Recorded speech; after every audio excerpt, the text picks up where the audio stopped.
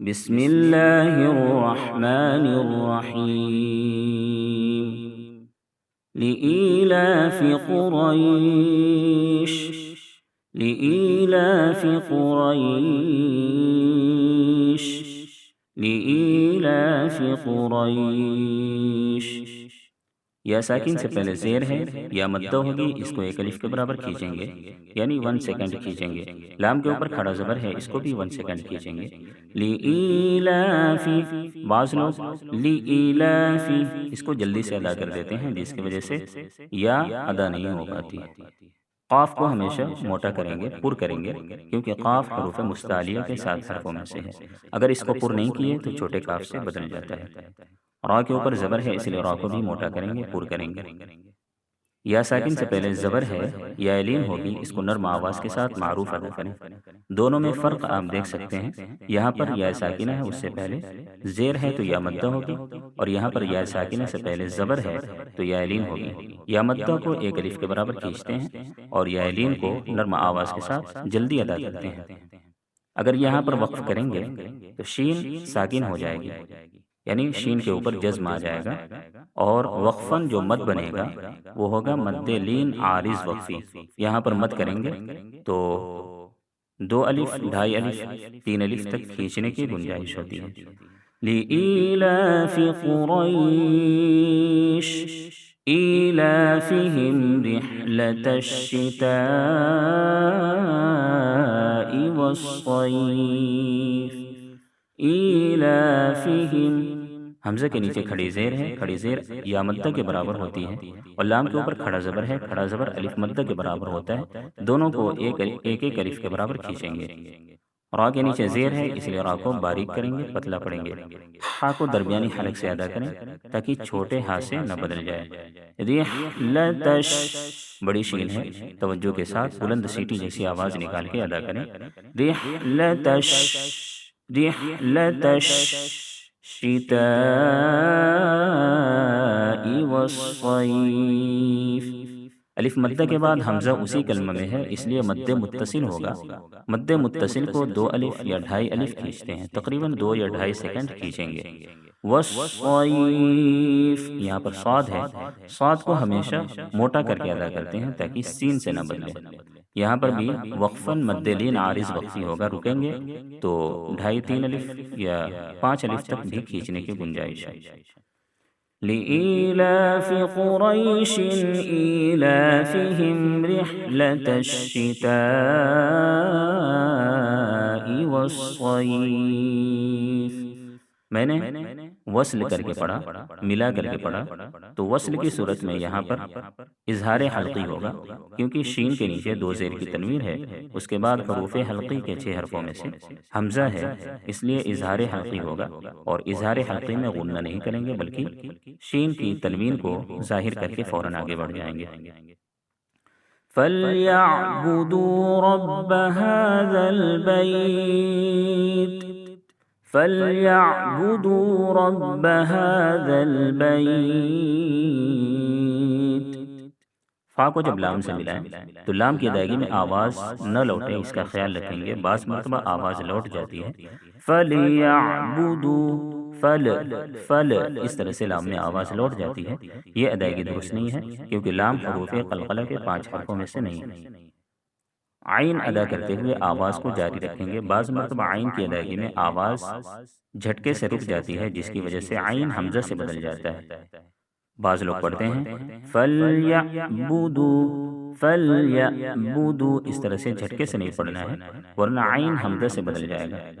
فَلْيَعْبُدُوا، فَلْيَعْبُدُوا، را کے اوپر زبر ہے، را کو موٹا کریں گے۔ با کے اوپر تشدید ہونے کی وجہ سے با کو سختی سے ادا کریں۔ ہا اور دال کو نہایت نرمی سے ادا کریں، ہا کو نرمی سے ادا کریں تاکہ ہا اپنی حالت پر باقی رہے۔ ذال کی ادائیگی میں بعض مرتبہ زا کی آواز نکل جاتی ہے، اس کا خیال رکھیں گے۔ ہازل، ہازل، ہازل نہیں ہونا چاہیے، یعنی سیٹی کی آواز نہیں نکلنی چاہیے۔ ذال کو نہایت نرمی سے پڑھیں، زبان کو اوپر کے سامنے والے دانت پہ لگائیں گے، زبان کی نوک۔ فَلْيَعْبُدُوا رَبَّ هَذَا الْبَيْتِ، یہاں پر بھی وقفاً مد لین عارض وقفی ہوگا. الذی اطعمہم من جوع. الذی یہاں پر بھی ذال ہے، نہایت نرمی سے پڑھیں، زا کی آواز نہ نکلے. یا مدہ کے بعد حمزہ دوسرے کلمہ میں ہے، اس لیے مد منفصل ہوگا. 2 الف یا 2.5 الف کھینچیں گے. جو مد متصل کی مقدار ہے وہی مد منفصل کی بھی مقدار ہے.